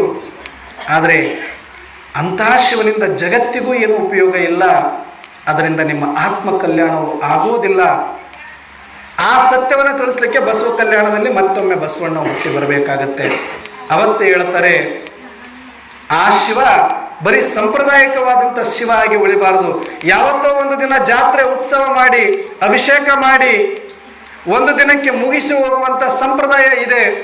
ಆದರೆ ಆ ಸಂಪ್ರದಾಯದಿಂದ ಒಂದಷ್ಟು ಜನಗಳಿಗೆ ಆ ಶಿವನ ಸಂದೇಶ ಹೋಗುತ್ತೆ, ಶಿವನ ದೃಷ್ಟಿ ಸಿಗುತ್ತೆ, ಶಿವನ ಸ್ಮೃತಿ ಸಿಗುತ್ತೆ. ಅದು ಪುಣ್ಯದ ಕಾರ್ಯನೇ ನಿಜ. ಆದರೆ ಅಷ್ಟು ಸಾಕಾಗೋದಿಲ್ಲ ನಮ್ಮ ಆತ್ಮ ಕಲ್ಯಾಣಕ್ಕೆ. ಅಂತಹ ಶಿವನನ್ನ ನಾವು ಒಳಗಡೆ ಸಂಸ್ಕಾರ ಪರಿವರ್ತನೆ ಮಾಡಿಕೊಳ್ಳುವಂತಹ ಒಂದು ಸ್ಮರಣೆ ಬೇಕಾಗಿದೆ. ಸಂಪ್ರದಾಯ ಮಾಡುವವರು ಜಗತ್ತಿನಲ್ಲಿ ತುಂಬಾ ಜನ ಇದ್ದಾರೆ. ಆದರೆ ಬೆರಳೆಣಿಕೆಯಷ್ಟು ಜನ ಆದರೂ ಕೂಡ ಸಂಸ್ಕಾರ ಪರಿವರ್ತನೆ ಮಾಡುವಂಥವ್ರು ಇದ್ರೆ ಸಾಕು. ಅಂಥವರಿಗೆ ನಾನು ಲಿಂಗ ಕಟ್ಟಿ ನೀವು ನಿಂತಲ್ಲಿಗೆ ಶಿವನನ್ನ ಕರೆದುಕೊಂಡು ಬರುವ ಶಕ್ತಿ ನಿಮ್ಮೆಲ್ಲರಿಗೂ ಇದೆ ಅನ್ನೋದನ್ನ ಜಗತ್ತಿಗೆ ತೋರಿಸಿಕೊಟ್ಟ ಮೊಟ್ಟ ಮೊದಲ ಏಕೈಕ ಶಿವಭಕ್ತ ಅಥವಾ ಶಿವ ಸಂತಾನ ಅಂತಂದ್ರೆ ಅದು ಅಣ್ಣ ಬಸವಣ್ಣನವರು ಮತ್ತು ಶರಣರು. ಹಾಗಾಗಿ ಒಂದ್ಸಲ ಅವರೆಲ್ಲರಿಗೂ ಜೋರಾಗಿ ನಾವು ಚಪ್ಪಾಳೆ. ಅದಕ್ಕೆ ಬಸವಣ್ಣನವರು ಹೇಳ್ತಾರೆ, ನಂಬರು ನೆಚ್ಚರು ಬರಿದೆ ಕರೆವರು, ನಂಬಲರಿಯರಿ ಲೋಕದ ಮನುಜರು, ನಂಬಿ ನೆಚ್ಚಿ ಕರೆದಡೆ ಓ ಎನ್ನನೆ ಶಿವನು, ನಂಬದೆ ನೆಚ್ಚದೆ ಬರಿದೆ ಕರೆವರ ಕೊಂಬ ಮೆಟ್ಟಿ ಕೂಗೆಂದ ಕೂಡಲ ಸಂಗಮ ದೇವ. ಶಿವನು ಇದ್ದ, ಶಿವಭಕ್ತರು ಇದ್ರು, ಅದಕ್ಕಾಗಿ ತನುಮನದನ್ನ ಅರ್ಪಿಸ್ತಾ ಇದ್ರು. ಎಲ್ಲಿ ಹೊರಗಡೆ ಇರಪ್ಪ, ನೀನು ಒಳಗಡೆ ಬರಬೇಡ ಅಂತಿದ್ರು. ಎಲ್ಲಿ ನೀನು ಅಲ್ಲೇ ಇರು, ನಾವಿಲ್ಲೇ ಇರ್ತೀವಿ. ಬೇಕಾದಷ್ಟು ಈಗ ಗುರುಗಳು ಜಾತ್ರಾ ಕಾರ್ಯಕ್ರಮ ಮಾಡ್ತಾರ. ಇವತ್ತು ಜಾತ್ರಾ ಕಾರ್ಯಕ್ರಮ ಮಾಡೋದು ದೊಡ್ಡ ವಿಶೇಷ ಅಲ್ಲ, ಅದು ಗುರುಗಳಿಗೆ ಏನು ಬೇಕಾಗಿಲ್ಲ. ಒಂದು ಸಂಪ್ರದಾಯ ಹಿಂದಿನಿಂದ ಹಾಕೊಂಡಿದ್ದಾರೆ, ಬಂದಿದ್ದಾರೆ. ಭಕ್ತರು ಬೇಕಾಗಿದ್ದಾರೆ, ಸೇವೆ ಮಾಡೋರು ಬೇಕಾಗಿದ್ದಾರೆ, ಒಂದಷ್ಟು ಭಗವಂತನಿಗಾಗಿ ದುಡಿಯುವವರು ಬೇಕಾಗಿದ್ದಾರೆ. ಅಂಥವ್ರು ಭಗವಂತನ ಹುಡುಕ್ತಿರ್ತಾರವ್ರು, ಅಂಥ ಭಕ್ತರನ್ನ. ಆದ್ರೆ ಅವ್ರ ಹತ್ರ ಹೋದಾಗ ಅವ್ರು ಹೇಳ್ತಾರೆ, ಅಪ್ಪರ ಇನ್ನೊಂದು 1000 ಜಾಸ್ತಿ ತೊಗೊಂಡ್ಬಿಡ್ರಿ, ನಾವು ಅವತ್ತೇ ಬಂದು ಬಿಡ್ತೀವ್ರಿ ಅಂತಾರೆ. ಅವತ್ತೇ ಬಂದರೆ ಯಾರು ಮಾಡ್ಬೇಕೆಲ್ಲ ಮಟ್ಟದ ಕಾರ್ಯ? ಅಂಥ ಭಕ್ತರು ಎಲ್ಲಿದ್ದಾರೆ ಇವತ್ತು? 1,000 ತಗೊಳ್ಳಲಿ, 2,000 ತಗೊಳ್ಳಿ, 2,000 ತಗೊಳ್ಳಲಿ, 5,000 ತಗೊಳ್ಳಿ, ಆದ್ರೆ ನಮ್ಮನ್ನು ಬಿಟ್ಟು ಬಿಡಿ ಅನ್ನೋರೇ ಭಾಳ ಜನ ಇದ್ದಾರೆ ಇವತ್ತು. ಹಾಗಾಗಿ ಸಂಪ್ರದಾಯ ಮಾಡಲಿಕ್ಕೆ ಸಹಯೋಗ ಕೊಡೋರಿಗೆ ಸಂಖ್ಯೆ ಕಡಿಮೆ ಇಲ್ಲ, ಆದರೆ ಸಂಸ್ಕಾರ ಪರಿವರ್ತನೆ ಮಾಡಿಸ್ಕೊಳ್ಳೋದು ತುಂಬ ಮುಖ್ಯ ಅಂತ ಅವತ್ತು ಅಣ್ಣ ಬಸವಣ್ಣನವರು ಯಾವ ಜಾತಿ ಅಂತ ಕೇಳಿಲ್ಲ, ಯಾವ ಧರ್ಮ ಅಂತ ಕೇಳಿಲ್ಲ, ನೀನು ವಿದ್ಯಾವಂತರ ಅವಿದ್ಯಾವಂತರ ಕೇಳಿಲ್ಲ, ಚಿಕ್ಕವರ ದೊಡ್ಡವರ ಅಂತ ಕೇಳಿಲ್ಲ, ನಮ್ಮವರು ಬೇರೆಯವರು ಅಂತ ನೋಡಲಿಲ್ಲ. ಯಾರಾದರೂ ಸರಿ, ನೀನು ಅಂತರಂಗದ ಆತ್ಮ ಪರಿವರ್ತನೆ ಮಾಡ್ಕೊಳ್ಳೋದಕ್ಕೆ, ಸಂಸ್ಕಾರ ಪರಿವರ್ತನೆಗೆ ನೀನು ತಯಾರಾಗಿದೆಯಾ, ಬಾ ನನ್ನ ಪಕ್ಕ ಬಂದು ಕೂತ್ಕೊಂತ ಕೂಡಿಸ್ಕೊಂಡ್ರು. ಒಂದು ರಾಜ್ಯದ ಮಹಾಮಂತ್ರಿ ಆಗಿದ್ರೂ ಕೂಡ, ಒಂದು ಸಣ್ಣ ಕಾಯಕ ಮಾಡುವಂಥವ್ರನ್ನು ಕೂಡ ತನ್ನಗಿಂತ ಮೇಲೆ ಇಟ್ಟು, ಶಿವಭಕ್ತರಿಗಿಂತ ಹಿರಿಯರಿಲ್ಲ, ಎನಗಿಂತ ಕಿರಿಯರಿಲ್ಲ ಅಂತ ಹೇಳಿ ಅಣ್ಣ ಬಸವಣ್ಣ ಅವರಿಗೆಲ್ಲರಿಗೂ ಕೂಡ ಶರಣಾಗಿ ಅಷ್ಟು ಆತ್ಮ ಪರಿವರ್ತನೆಗೆ ಪ್ರಯತ್ನ ಪಟ್ಟಂಥ ನಾಡು. ಅಂಥ ಒಂದು ಸ್ಥಾನದಲ್ಲಿ ಇವತ್ತು ನಾವೆಲ್ಲರೂ ಕೂತಿದ್ದೀವಿ ಅಂದರೆ, ಆ ಶಿವನನ್ನ ಜಗತ್ತಿಗೆ ಪರಿಚಯ ಮಾಡಿಸಿಕೊಟ್ಟ ಬಸವಣ್ಣನವರ ನಾಡಿನಲ್ಲಿ ನಾವು ಹುಟ್ಟಿದ್ದೀವಿ ಅಂದರೆ, ಇವತ್ತು ಆ ಶಿವನೇ ಧರೆಗಿಳಿದು ಬಂದಾಗ ಫಸ್ಟ್ ಗುರುತಿಸಬೇಕಾದಂಥ ಎಲ್ಲ ಯೋಗ್ಯತೆಗಳು ನಮಗಿದೆ ಹೊರತಾಗಿ ಬೇರೆ ಯಾರಿಗೂ ಇಲ್ಲ. ಹಾಗಾಗಿ ಜಗತ್ತಿನ ಅಲ್ಲಿಂದ ಜಾಗೃತಿ ಆದ ಬಂದರೂ ಕೂಡ ಭಗವಂತನ ಒಂದು ಸಂದೇಶ. ಆದರೆ ಇವತ್ತು ಕರ್ನಾಟಕದಲ್ಲಿ ಬೆಳೆದಷ್ಟು ಬ್ರಹ್ಮಕುಮಾರಿ ಈಶ್ವರೀಯ ವಿಶ್ವವಿದ್ಯಾಲಯದ ಸಂಖ್ಯೆ ಜಗತ್ತಿನ ಯಾವ ರಾಜ್ಯದಲ್ಲೂ ಕೂಡ ಬೆಳೆಯಲಿಲ್ಲ. ಅವತ್ತು ಶರಣರು ಹೇಳಿದ್ರು, ಅಂತಿಮದಲ್ಲಿ ಮತ್ತೆ ಶರಣರು ಬರ್ತಾರೆ, ಕಲ್ಯಾಣದಲ್ಲಿ ಮತ್ತೆ ಶರಣರು ಹುಟ್ಟುತ್ತಾರೆ ಅಂತ ಇವತ್ತಿಗೂ ಕೂಡ ಹೇಳಿ ಹೋಗಿದ್ರು ಅವರು. ಮತ್ತೆ ಎಲ್ಲಿ ಹೋಗಿದ್ದಿರ್ಬೇಕು ಆ ಶರಣರು? ಆ ಶಿವ ಬಂದ ಕಣ್ಣು ಮುಚ್ಕೊಂಡು ಕೊಡ್ತಾರ? ಅವತ್ತು ಶಿವ ಇನ್ನ ಬರ್ಲಿಕ್ಕೆ 2,500 ವರ್ಷ 1,000 ವರ್ಷ ಮುಂಚೆನೆ ಅವರು ಆ ಶಿವನನ್ನ ಅಷ್ಟು ಕಣ್ಣಿಗೆ ಹೊತ್ಕೊಂಡು, ಅವತ್ತು ಇಷ್ಟೆಲ್ಲನೂ ಕೂಡ ಕ್ಲಿಯರ್ ಆಗಿ ಏನೂ ಇರಲಿಲ್ಲ. ಆದರೆ ಅಷ್ಟು ಚಂದ ಶಿವಯೋಗದ ಮೂಲಕ ಆತ್ಮಸ್ಮೃತಿಯನ್ನ ಮಾಡಿಕೊಂಡು ಪರಮಾತ್ಮನ ಧ್ಯಾನದಲ್ಲಿದ್ದು ಎಲ್ಲವನ್ನು ಸರಳವಾಗಿ ಎಡಗಾಲಿಂದ ಸರಿಸಿ ಆ ಪರಮಾತ್ಮನಿಗಾಗಿ ತಮ್ಮ ಪ್ರಾಣವನ್ನು ಸಮರ್ಪಣೆ ಮಾಡಿಕೊಂಡಂಥ ಆ ಎಲ್ಲ ಶರಣರು, ಆ ಎಲ್ಲ ಶರಣೆಯರನ್ನು ನೆನೆಸ್ಕೊಂಡ್ರೆ ನಿಮಗೂ ಕೂಡ ಅನಿಸುತ್ತೆ, ನಾನು ಅಲ್ಲಿದ್ದಿರ್ಬೋದು ಒಂದು ದಿನ ಅಂತ. ಅನಿಸಲ್ವ? ಯಾಕೆ ನಾವು ಆಗಿರಬಾರ್ದು ಅಲ್ಲಿದ್ದವರು? ನೋಡಿದರೆ ನಮ್ಮ ದೇವರಾಜ ಅಣ್ಣವ್ರು ಬಸವಣ್ಣವ್ರ ಥರನೇ ಕಾಣಿಸ್ತಿದ್ದಾರೆ ನನಗೆ ಇವತ್ತು. ಯಾಕೆಂದ್ರೆ ಅವತ್ತು ಒಬ್ಬ ಬಸವಣ್ಣ ಅಷ್ಟೆಲ್ಲ ಶರಣರನ್ನ ತಯಾರು ಮಾಡಲಿಕ್ಕೆ ತನ್ನ ರಾಜ್ಯದ ಎಲ್ಲ ತನ್ನ ಸಂಪಾದನೆಯನ್ನು ಪೂರ್ತಿ ಮುಡಿಪಾಗಿಟ್ಟರು. ಹೇಗೋ ಹಾಗೆ ಒಂದು ಆತ್ಮ ಒಂದು ಗ್ರಾಮವನ್ನು ಉದ್ಧಾರ ಮಾಡಲಿಕ್ಕೆ, ಒಂದು ರಾಜ್ಯವನ್ನು ಉದ್ಧಾರ ಮಾಡಲಿಕ್ಕೆ ಒಂದು ಆತ್ಮ ಎದ್ದು ನಿಂತ್ಕೊಂಡ್ರೆ ಸಾಕು ಅನ್ನೋದು ಅವತ್ತು ಬಸವಣ್ಣ ತೋರಿಸ್ಕೊಟ್ಟಿದ್ರು. ಹಾಗೆ ಇವತ್ತು ತಾಳಿಕೋಟೆಯನ್ನ ಪೂರ್ತಿ ಶಿವಕೋಟೆಯನ್ನಾಗಿ ಮಾಡಿ ಇಲ್ಲಿ ಎಲ್ಲರನ್ನ ಮತ್ತೆ ಕಲ್ಯಾಣದ ಶರಣರಂತೆ ಅನುಭವ ಮಂಟಪ, ಇಡೀ ಒಂದು ಈ ತಾಳಿಕೋಟೆ ಗ್ರಾಮವೇ ಒಂದು ಅನುಭವ ಮಂಟಪ ಥರ ನೋಡಬೇಕು. ಎಲ್ಲರ ಬುರುಕುಟಿಯ ಮಧ್ಯದಲ್ಲಿ ಆತ್ಮಜ್ಯೋತಿ ಒಳಿಬೇಕು. ನಡೆದಾಡ್ತಾ ಇದ್ರೆ ತಾಳಿಕೋಟೆಯಲ್ಲಿ ಶರೀರಗಳು ಕಾಣಿಸ್ಬಾರ್ದು, ಉರಿಯುತ್ತಿರುವ ಜ್ಯೋತಿಗಳಂತೆ ಕಾಣಿಸ್ಬೇಕು. ಮುಂದೊಂದು ದಿನ ಅದು ಆಗುತ್ತೆ ಅನ್ನೋದಾದರೆ ಇಂಥ ಒಂದು ಮಹಾನ್ ಕಾರ್ಯಗಳಿಂದ ಆಗಲಿಕ್ಕೆ ಸಾಧ್ಯ ಇದೆ. ಹಾಗಾಗಿ ಮಾಡೋದು ದೊಡ್ಡದಲ್ಲ, ಅವರು ಮಾಡುವಾಗ ಸಹಯೋಗ ಕೊಡಲಿಕ್ಕೆ ಇಲ್ಲೆಲ್ಲ ಕೂತಿದಾರಲ್ಲ, ಇವತ್ತು ಇಷ್ಟೂ ಜನರಿಗೆ, ಇಷ್ಟೂ ಮಹಾತ್ಮರಿಗೆ ಒಂದು ಆಮಂತ್ರಣ ಕೊಟ್ಟು ಅವ್ರು ನಿವೇದನೆ ಮಾಡಿಕೊಂಡಾಗ ಅವರಿಗೆ ಬೇಕಾದಷ್ಟು ಕಾರ್ಯಕ್ರಮಗಳು ಇರ್ತವೆ. ಆದರೆ ಅಂಥದ್ರಲ್ಲೂ ಕೂಡ ಸಮಯ ಮಾಡಿಕೊಂಡ ಭಗವಂತನ ಸೇವೆಗೆ ನಮ್ಮದು ಒಂದು ಸಹಯೋಗ ಅಂತ ಕೊಟ್ಟಿದ್ದಾರೆ ಅಂದರೆ ಅವರೆಲ್ಲರ ಒಂದು ಸಹಯೋಗ ಇದೆ. ತಾವೆಲ್ಲರೂ ಕೂಡ ಬಂದಿದ್ದೀರಿ ಅಂದರೆ ನಿಮ್ಮದು ಎಷ್ಟೋ ಕಾರ್ಯಗಳು ನೆಪ ಹೇಳೋದಕ್ಕೆ ಎಷ್ಟೊತ್ತು ಬೇಕು ನೆಪ? ನಾಳೆ ಹಿಂಗೆ ಪ್ರಾಣ ಹೋಗಬೇಕಾದ್ರೆ ನೀವು ಯಾವ ನೆಪ ಹೇಳಿದ್ರೆ ಕೇಳೋದಿಲ್ಲದು, ಕೇಳುತ್ತಾ ಅದು ಇಲ್ಲ. ಹಾಗಾಗಿ ಇವತ್ತು ಆ ನೆಪಗಳಿಗೆಲ್ಲನೂ ಕೂಡ ಯಾವ ನೆಪನೂ ಹೇಳದೆ ನೀವು ಬಂದಿಲ್ಲಿ ಕೂತಿದ್ದೀರಿ ಅಂತಂದರೆ ಈ ಕಾರ್ಯಕ್ರಮ ಯಶಸ್ವಿ ಮಾಡಲಿಕ್ಕೆ ನೀವು ಕಾರಣೀಕರ್ತರಾಗಿದ್ದೀರಿ ಅಂತಂದರೆ ಮತ್ತೆ 12ನೇ ಶತಮಾನದ ಆ ಕಲ್ಯಾಣ ಮತ್ತೆ ಮರುಕಳಿಸೋದ್ರಲ್ಲಿ ಯಾವ ಅನುಮಾನವೂ ಇಲ್ಲ. ಆದರೆ ಇವತ್ತೇ ಸಂಕಲ್ಪ ಮಾಡೋಣ, ಮತ್ತೆ ಇದೇ ಸ್ಥಾನದಲ್ಲಿ ಇದಕ್ಕಿಂತ ದೊಡ್ಡದಾಗಿರ್ತಕ್ಕಂಥ ಸಂಖ್ಯೆಯಲ್ಲಿ ಮುಂದಿನ ವರ್ಷದ ಒಳಗಡೆ ಒಬ್ಬೊಬ್ಬರು ಎಷ್ಟು ಜನಕ್ಕೆ ಜ್ಯೋತಿ ಹಚ್ಬೋದು? ನಾವು ಈ ಗುರುಗಳ ಲಕ್ಷ ದೀಪೋತ್ಸವ ಇಟ್ಕೊಳ್ತಾರೆ ತಾನೆ, ಯಾಕಂದ್ರೆ ಒಳಗಡೆ ಆತ್ಮಜ್ಯೋತಿ ಹಚ್ಚಿಸ್ಕೊಳ್ಳೋರ ಸಂಖ್ಯೆನೇ ಕಡಿಮೆ ಆಗೋಗಿದೆ. ಅಟ್ಲೀಸ್ಟ್ ಆ ಜ್ಯೋತಿಯನ್ನಾದ್ರೂ ಹಚ್ಚಿ ನಾನೊಂದು ಆತ್ಮಜ್ಯೋತಿಯನ್ನು ನೆನಪಾದ್ರೂ ಬರಲಿ ಅಂತ ಇವತ್ತು ಲಕ್ಷ ಜ್ಯೋತಿಗಳನ್ನ ಅಥವಾ ಲಕ್ಷ ದೀಪೋತ್ಸವನ್ನ ಮಾಡ್ತಾರೆ. ಅಲ್ಲೇ ಆದ್ರೆ ನನ್ನೊಂದು 100 ಇರಲಿ, ನಂದೊಂದು 500 ಇರಲಿ, ನಂದೊಂದು 1000 ಇರಲಿ ಅಂತ ಬರೆಸ್ತೀವಿ. ಆದರೆ ಭಗವಂತ ಹೇಳ್ತಾರೆ, ಹೊರಗಡೆ ಬೆಳಗಲಿಕ್ಕೆ ಸೂರ್ಯ ಇದ್ದಾನೆ, ಆದರೆ ಆತ್ಮಜ್ಯೋತಿ ಬೆಳಗಿಸುವವರ ಸಂಖ್ಯೆ ಇಲ್ಲ. ಹೊರಗಿನ ಜ್ಯೋತಿಯನ್ನು ಬೆಳಗಿಸ್ಲಿಕ್ಕೆ ಕೋಟಿ ಕೋಟಿ ಖರ್ಚು ಮಾಡುವವರಿದ್ದಾರೆ ಜಗತ್ತಲ್ಲಿ. ಆದರೆ ನೀನು ಏನೂ ಖರ್ಚು ಮಾಡಬೇಡ, ಸುಮ್ಮನೆ ಪರಮಾತ್ಮ ಬಂದಿದ್ದಾನೆ ಅಂತ ನೀನೊಂದು ಆತ್ಮ ಈ ಶರೀರ ಅಲ್ಲ ಅಂತ ಕೊಟ್ಬಿಡು. ಜಗತ್ತಿನ ಎಲ್ಲಾ ಗ್ರಂಥಗಳ ಅಂತಿಮ ಪಾಠ ನೀನು ಶರೀರ ಅಲ್ಲ, ನೀನು ಆತ್ಮ ಅಂತ ಹೇಳೋದಾಗಿರುತ್ತೆ. ಆದರೆ ಈಶ್ವರಿ ವಿಶ್ವವಿದ್ಯಾಲಯದಲ್ಲಿ ಅದು ಮೊದಲನೇ ದಿನದ ಪಾಠ. ನಾನು ಚಿಕ್ಕವನಿದ್ದಾಗ ಸಿದ್ಧಾರೂಢ ಮಠದಲ್ಲಿ ಬೆಳೆದೆ. ಒಂದು 4 ವರ್ಷ ರಾಮಕೃಷ್ಣ ಆಶ್ರಮದಲ್ಲಿದ್ದೆ. ಅದಾದ ಮೇಲೆ ಒಂದಷ್ಟು ದಿನ ಕಮ್ಯುನಿಸ್ಟ್ ಪಾರ್ಟಿಯಲ್ಲಿ 2 ವರ್ಷ ಇದ್ದೆ ನಾಸ್ತಿಕನಾಗಿ. ಅದಾದ ಮೇಲೆ ಎಲ್ಲ ಸುತ್ತಕೊಂಡ ಮೇಲೆ ಪರಮಾತ್ಮ ಸಿಕ್ಕು ಈಗ 15 ವರ್ಷಗಳಿಂದ ಪ್ರಜಾಪಿತ ಬ್ರಹ್ಮಕುಮಾರಿ ಈಶ್ವರೀಯ ವಿಶ್ವವಿದ್ಯಾಲಯದಲ್ಲಿದ್ದೆ.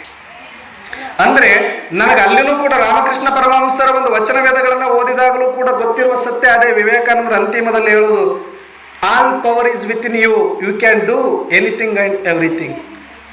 ನಿನ್ನೊಂದು ಆತ್ಮನಾಗಿದೆಯಾ, ಚೈತನ್ಯನಾಗಿದೆಯಾ, ನೀನು ಏನು ಬೇಕಾದರೂ ಮಾಡ್ಬೋದು. ನಿನ್ನೊಳಗಡೆ ಅಸಾಧ್ಯವಾದ ಒಂದು ಶಕ್ತಿ ಇದೆ, ಅದನ್ನು ಹೊರಗಡೆ ಮಾಡ್ಕೋ, ಅದನ್ನು ಜಾಗೃತಗೊಳಿಸ್ಕೋ. ಅದೇ ನಿಜವಾದ ಆಧ್ಯಾತ್ಮ ಅಂತ ಹೇಳಿದರು. ಎಲ್ಲ ಕೈವಲ್ಯ ಪದ್ಧತಿಯ ಸಾರ, ವಚನಗಳ ಸಾರ ಆಧ್ಯಾತ್ಮ ಅಂತಂದ್ರೆ ಆತ್ಮನಿಗೆ ಆದ್ಯತೆಯನ್ನು ಕೊಡುವುದೇ ಆಧ್ಯಾತ್ಮ ಅನ್ನುವ ಸತ್ಯವನ್ನ ಅರ್ಥ ಮಾಡಿಕೊಂಡಿದ್ದೆ. ಆದರೆ ನನಗೆ ಒಂದೇ ಒಂದು ತವಕ ಇತ್ತು. ನಾನು ಅಷ್ಟೊತ್ತಿಗಾಗಲೇ ಎಲ್ಲ ಮಠಗಳಲ್ಲಿ ಯಾವ್ದಾವುದು ದೊಡ್ಡದಿದೆ, ಸಿದ್ದೇಶ್ವರ ಸ್ವಾಮಿಗಳು ಸುಮಾರು ಒಂದು 300-400 ಪ್ರವಚನಗಳನ್ನು ಕೇಳಿದ್ದೆ ಅಷ್ಟೊತ್ತಿಗೆ. ಇವೆಲ್ಲವನ್ನು ಅಧ್ಯಯನ ಮಾಡ್ಕೊಂಡಿದ್ದೆ. ವಚನಗಳಂತೂ ನಮ್ಮ ಮನೆಯ ಸಂಪ್ರದಾಯದಲ್ಲಿ ಪೂಜೆ ಪುನಸ್ಕಾರಗಳನ್ನು ಮಾಡೋ ಚಿಕ್ಕವನಿದ್ದಾಗಲೇ ನಮ್ಮ ಮನೆ ಗುರುಗಳು ಒಬ್ಬರು ಹೆಂಗೆ ಗುರುಗಳಿದ್ದಾರೆ, ಅವರು ಸನ್ಯಾಸಿ ಬಾಲಬ್ರಹ್ಮಚಾರಿಗಳು. ಅವ್ರು ಎಲ್ಲರ ಮನೆಗೆ ಅಭಿಷೇಕ ಮಾಡಕ್ಕೆ ಹೋದಾಗ ನಾನು ಅಭಿಷೇಕ ಸಾಮಾನು ಜೋಡಿಸಕ್ಕೆ ಅವ್ರ ಕೈಗೆ ಮರಿಸ್ವಾಮಿಯಾಗಿ ಇರ್ತಾ ಇದ್ದೆ. ಅಲ್ಲಿಂದ ಸ್ಟಾರ್ಟ್ ಆಗಿದ್ದು ಒಬ್ಬ ನಾಸ್ತಿಕನಾಗೋ ತನಕನೂ ಹೋಗಿದ್ದೆ. ಆದರೆ ಅಂತಿಮದಲ್ಲಿ ಎಲ್ಲ ಸಾರ ಒಂದೇ ಇದೆ. ಆದರೆ ಆ ಪರಮಾತ್ಮನ ಸತ್ಯವನ್ನು ತಿಳಿಬೇಕು ಅಂದರೆ ಈ ಒಂದು ಈಶ್ವರೀಯ ವಿಶ್ವವಿದ್ಯಾಲಯದಲ್ಲಿ ಬಂದಾಗ ಎಲ್ಲ ಗ್ರಂಥಗಳು ಬಂದು ಎಲ್ಲಿ ನಿಲ್ಲುತ್ತೋ ಅಲ್ಲಿಂದ ಇಲ್ಲಿ ಆರಂಭ ಆಗುತ್ತೆ ಅನ್ನೋದು ಗೊತ್ತಾಯಿತು. ಫಸ್ಟ್ ಡೇ ನಾನು ಮೌಂಟ್ ಅಬುಗೆ ಹೋದಾಗ ಆತ್ಮ ಪಾಠ, ನೀನು ಶರೀರ ಅಲ್ಲ ನೀನು ಆತ್ಮ ಅಂತ ಡೈರೆಕ್ಟಾಗಿ ಒಂದೇ ದಿನದಲ್ಲಿ ಒಂದೇ ಪಾಠದಲ್ಲಿ ಹೇಳ್ಬಿಟ್ರು. ಅಲ್ಲಿ ತನಕ ಅಷ್ಟು ತಿಳಿಸೋದಕ್ಕೆ ನಾನು ಎಷ್ಟೋ ವರ್ಷಗಳ ತಪಸ್ಸು ಮಾಡಬೇಕಾಗಿತ್ತು, ಅವ್ರ ಸೇವೆ ಮಾಡಬೇಕಾಗಿತ್ತು, ಆ ಧರ್ಮಗ್ರಂಥ ಪೂರ್ತಿ ಮುಗಿಸ್ಬೇಕಾಗಿತ್ತು. ಅವತ್ತು ತಿಳಿಯುವ ಸತ್ಯ ಇವ್ರು ಕರ್ಕೊಂಡೋಗಿ ಕೂಡಿಸಿಬಿಟ್ಟು ಒಂದು ದೊಡ್ಡ ಹಾಲಲ್ಲಿ ಒಂದು ಸ್ಕ್ರೀನಲ್ಲಿ ನೀನು ಆತ್ಮ ಅಲ್ಲ, ನೀನು ಶರೀರ ಅಲ್ಲ, ನೀನೊಂದು ಚೈತನ್ಯ ಅವಿನಾಶಿ ಆತ್ಮ ಅಂತ ಹೇಳಿದ ತಕ್ಷಣವೇ ಅವತ್ತೇ ನನಗೊಂಥರ ಶಾಕ್ ಹೊಡೆದಂಗಾಯ್ತು. ಇವ್ರು ಇನ್ನೇನು ಹೇಳ್ತಾರೆ, ಅಂತಿಮ ಪಾಠವನ್ನು ಇವತ್ತು ಆರಂಭದಲ್ಲಿ 1 ಗಂಟೆಯಲ್ಲಿ ಹೇಳ್ಬಿಟ್ರು ನನಗೆ, ಇನ್ನು ನಾಳೆ ಏನು ಹೇಳ್ತಾರೆ ಅನ್ನೋ ಕುತೂಹಲ. ಮರುದಿನ ಬಂದರೆ ಪರಮಾತ್ಮನ ಪಾಠ, ಹೂ ಈಸ್ ರಿಯಲ್ ಗಾಡ್, ಯಾರು ಪರಮಾತ್ಮ ಅಂದರೆ ಯಾರು, ಜಗದೀಶ ಅಂದರೆ ಯಾರು, ಎಲ್ಲ ಧರ್ಮಗಳ ಪ್ರಕಾರ ಒಬ್ಬ ಪರಮಾತ್ಮ ಜ್ಯೋತಿ ಸ್ವರೂಪ ಹೇಗೆ, ಅದೆಲ್ಲದರ ಪೂರ್ತಿ ವಿವರ ಬರೀ 2ನೇ ದಿನದಲ್ಲಿ ನನಗೆ ಸಿಕ್ಕೋಗ್ಬಿಡುತ್ತೆ. ಆತ್ಮದ ಬಗ್ಗೆ 1ನೇ ದಿನದಲ್ಲಿ ಪರಿಚಯ, 2ನೇ ದಿನದಲ್ಲಿ ಪರಮಾತ್ಮನ ಪರಿಚಯ, 3ನೇ ದಿನದಲ್ಲಿ ಮತ್ತೇನು ಹೇಳ್ಬೋದು ಇವರು, ಆತ್ಮ ಆಯಿತು ಪರಮಾತ್ಮ ಆಯ್ತು, ಇವೆರಡೇ ಮುಕ್ತಿಗೆ ಬೇಕಾಗಿರೋದು. ಇದಾದ್ಮೇಲೆ ಇನ್ನೇನು ಹೇಳ್ತಾರೆ. ಆದರೆ ಇದ್ರ ಮೇಲೆ ನಿಶ್ಚಯ ಬಂದರೂ ಕೂಡ ಈಗ ನಮಗೆಲ್ಲರಿಗೂ ಆತ್ಮ ಅಂತ ಗೊತ್ತಿದೆ. ಆದರೆ ಶರೀರ ಮರಿಲಿಕ್ಕಾಯ್ತಾ, ಸಂಬಂಧ ಮರಿಲಿಕ್ಕಾಯ್ತಾ, ಮೋಹ ಬಿಡಲಿಕ್ಕಾಯ್ತಾ? ಆಗಲ್ಲ. ಇದನ್ನು ಬಿಡಿಸ್ಬೇಕು ಅಂದರೆ 3 ಲೋಕದ ಜ್ಞಾನ ಬೇಕಾಗತ್ತೆ ನಮಗೆ. ನಿರಾಕಾರ ಲೋಕ, ಸೂಕ್ಷ್ಮ ಲೋಕ, ಸಾಕಾರ ಲೋಕ, 3 ಲೋಕದ ಜ್ಞಾನ 3ನೇ ದಿನದಲ್ಲಿ ಸಿಗುತ್ತೆ. ಅದಾದ್ಮೇಲೆ ಇನ್ನೇನು ಹೇಳ್ತಾರೆ ಅನ್ನುವಂಥ ಕುತೂಹಲ ಬಂತು. 4 ಯುಗಗಳ ಇತಿಹಾಸವನ್ನು ಪರಮಾತ್ಮ ಹೇಳಿದರೆ, ಸತ್ಯುಗ, ತ್ರೇತಾಯುಗ, ದ್ವಾಪರಯುಗ, ಕಲಿಯುಗ ಏನು ನಡೀತು ಅನ್ನೋದನ್ನು. ಇದಾದ ಮೇಲೆ ಕಂಪ್ಲೀಟ್ ಆಗಿ 3 ಲೋಕ ಜ್ಞಾನ, 4 ಯುಗಗಳ ಜ್ಞಾನ, ಆತ್ಮಜ್ಞಾನ, ಪರಮಾತ್ಮ ಜ್ಞಾನ ಕೇಳಿದ ಮೇಲೆ ಇನ್ನು ಇಷ್ಟು ಸಾಕು, ಈಗ ನೀನೇನು ಮಾಡಬೇಕನ್ನೋದು ಹೇಳ್ತೀನಿ ಅಂತ ಅವತ್ತು ರಾಜಯೋಗವನ್ನು ಕಲಿಸ್ಲಿಕ್ಕೆ ಆರಂಭ ಮಾಡಿದರು. ಒಬ್ಬ ರಾಜಯೋಗಿಯ ಜೀವನ ಹೆಂಗಿರಬೇಕು ಅನ್ನೋದನ್ನು ಹೇಳ್ಕೊಟ್ರು. ಅದಾದಮೇಲೆ ಆ ಯೋಗ, ಶಿವಯೋಗವನ್ನು ಯಾವ ರೀತಿ ಮಾಡಬೇಕು ಅನ್ನೋದು ಕಲಿಸ್ಕೊಟ್ರು.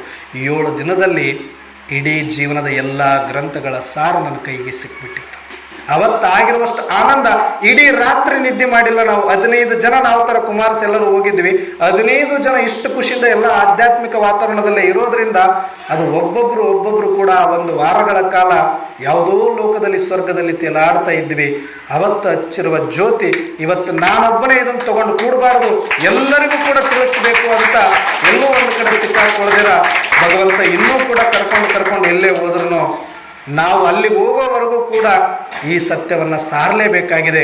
ಈ ಜಗತ್ತಿನ ಸತ್ಯ, ಆ ಶಿವನ ಭಕ್ತರು ಎಲ್ಲರೂ ಇದ್ದಾರೆ. ಯಾರಲ್ಲ ಹೇಳಿ? ಹಿಂದೂಗಳು ಶಿವನ ಭಕ್ತರೇ, ಮುಸಲ್ಮಾನರು ಶಿವನ ಭಕ್ತರೇ, ಕ್ರಿಶ್ಚಿಯನ್ರು ಶಿವನ ಭಕ್ತರೇ, ಬುದ್ಧರು, ಎಲ್ಲರಿಗೂ ಕೂಡ ಸೃಷ್ಟಿಕರ್ತ, ಸೃಷ್ಟಿ ಒಂದೇ, ಸೃಷ್ಟಿಗೊಬ್ಬನೇ ಶಿವ ತಂದೆ ಅಂದ ಮೇಲೆ ಆ ಪರಮಾತ್ಮ ಪುಣ್ಯಾತ್ಮ ಬಂದಾಗ ನನ್ನ ಅಣ್ಣನಿಗೆ, ನನ್ನ ತಮ್ಮನಿಗೆ ಹೇಳದೆ ಹೋದರೆ ಅದು ಪಾಪ ನಂದಾಗುತ್ತೋ ಅವ್ರದ್ದಾಗತ್ತೋ? ನಂದಾಗತ್ತೆ ತಾನೆ. ಒಂದು ಸಲ ಒಲ್ಲೆ ಅಂದ ತಕ್ಷಣ ಬಿಟ್ಟರೆ ಅದನ್ನು ಪಾಪ ನಂದೇ ಆಗುತ್ತೆ. ಯಾಕಂದ್ರೆ ನಾವು ಒತ್ತಾಯನೂ ಮಾಡಬೇಕಾಗತ್ತೆ. ಈಗ ಯಾರಾದ್ರೂ ಮಕ್ಕಳಿಗೆ ಕಾಯಿಲೆ ಬಂದಾಗ ಅದೇನು ಔಷಧಿ ಕುಡಿತೀನಿ ಕೊಡು ಮಮ್ಮಿ ಅಂತ ಕೇಳುತ್ತಾ? ಏನು ಮಾಡ್ತೀರಿ ನೀವು? ಮೂಗಿಡ್ದಾಕ್ತೀರಿ. ಯಾಕೆ ಮೂಗಿಡ್ದಾಕ್ತೀರಿ? ಕಣ್ಣಾಗ ನೀರು ಬರ್ತಿರುತ್ತೆ, ಕಾಲು ಒದ್ದಾಡ್ತಾ ಇರುತ್ತೆ, ಚೀರಾಡ್ತಾ ಇರುತ್ತೆ, ಕೇಳಿದವರಿಗೆ ಕರ್ಕಶ ಅನಿಸುತ್ತೆ, ಬೇಜಾರಾಗುತ್ತೆ. ಆದರೂ ತಾಯಿ ಏನು ಮಾಡ್ತಾಳೆ? ಮೂಗಿಡ್ದಾದ್ರೂ ಸರಿ ಒಳಗಡೆ ಹೋಗೋ ತನಕ ಬಿಡೋದಿಲ್ಲ. ಅದು ಉಸಿರುಗಟ್ಟದಂಗೆ ಆ್ಯಕ್ಟಿಂಗ್ ಮಾಡುತ್ತೆ, ಅದು ಉಸಿರುಗಟ್ಟಿರಲ್ಲ, ಆದರೂ ನೀವು ಬಿಡಲ್ಲ ಒಳಗಡೆ ಹೋಗೋ ತನಕ. ಹೆಂಗೋ ಹಾಗೆ ಪರಮಾತ್ಮ ನಿರಾಕಾರ. ನಾನು ಬಂದಿದ್ದೀನಿ ನಿಜ, ಆದರೆ ನಾನು ಬಂದಿರುವ ಸಂದೇಶವನ್ನು ತಿಳಿಸುವ ಅವಕಾಶವನ್ನು ಕೊಟ್ಟಿದ್ದೀನಿ. ನಿನ್ನ ಭಾಗ್ಯದ ಲೇಖನಿ ನಿನ್ನ ಕೈಗೆ ಕೊಟ್ಟಿದ್ದೀನಿ. ನೀನು ಎಷ್ಟು ಜನಕ್ಕೆ ಈ ಸಂದೇಶವನ್ನು ತಿಳಿಸ್ತೀಯ ಅಷ್ಟು ನಿಂದ ಅದೃಷ್ಟ. ಇದರಲ್ಲಿ ಯಾರಿಗೂ ಕೂಡ ನಾನು ಮೋಸ ಮಾಡೋದಿಲ್ಲ. ಯಾರು ಎಷ್ಟು ಬೇಕಾದರೂ ಭಾಗ್ಯವನ್ನು ಪಡಿಬೋದು.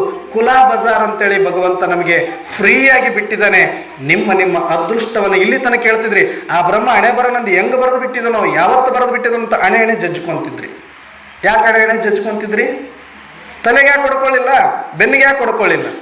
ಹಣೆಯಲ್ಲೇ ಇರೋದು ಆತ್ಮ. ಜನ್ಮಾಂತರದಿಂದ ನೀವೇನು ಮಾಡಿರ ಆ ಜನ್ಮಪತ್ರಿ ಇರೋದೇ ಇಲ್ಲಿ. ಅದಕ್ಕೆ ಇವತ್ತು ಭಗವಂತ ನನ್ನನ್ನು ಬೈಕೊಂಡು ಕೂತಿರಲ್ಲ ಇಲ್ಲಿ ತನಕ, ನೀವೇನು ಮಾಡ್ತೀರಿ ಅಂತ ನಾನು ನೋಡ್ತೀನಿ. ಇವಾಗ ಪೆನ್ ನಿಮ್ಮ ಕೈಗೆ ಕೊಟ್ಟಿನಿ, ಬರ್ಕೊಳ್ಳಿ ಅಂತ ಕೊಟ್ಟಿದ್ದಾರೆ. ಈಗ ಎಷ್ಟು ಬಳಕೊಡ್ತೀರಿ? ಈಗ ಏನು ಮಾಡಬೇಕಾಗಿಲ್ಲ. ಈ ಪರಮಾತ್ಮ ಬಂದಿದ್ದಾನೆ ಅನ್ನೋ ಸತ್ಯ ಯಾವ ಧರ್ಮದವರಾದ್ರೂ ಸರಿ ನೀವು ಒಪ್ಪಿಸ್ಬೇಕಾಗಿಲ್ಲ, ಒತ್ತಾಯ ಮಾಡಬೇಕಾಗಿಲ್ಲ.